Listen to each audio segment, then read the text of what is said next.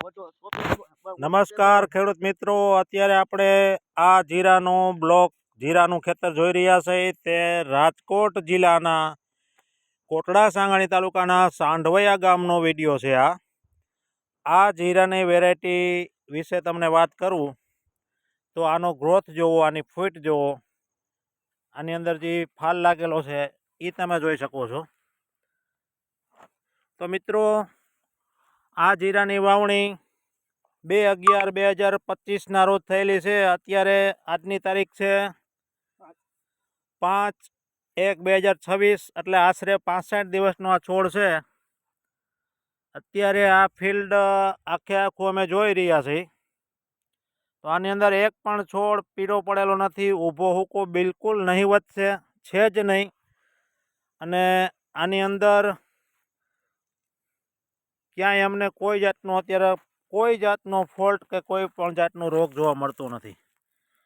તો વધારાની ખાસિયત વિશે વાત કરું તો આ ખેડૂત પ્રગતિશીલ ખેડૂત છે, વિઠ્ઠલભાઈ સોરઠિયા, કે જેઓ તમામ જીરાની અંદર કઈ દવા વાપરવી, કયા સમયે કયો રોગ આવે, કઈ રીતે એનું આયોજન કરવું, એના ભાગ્યા છે. દર વર્ષે જીરું પકવે છે, તમે જોઈ શકો છો.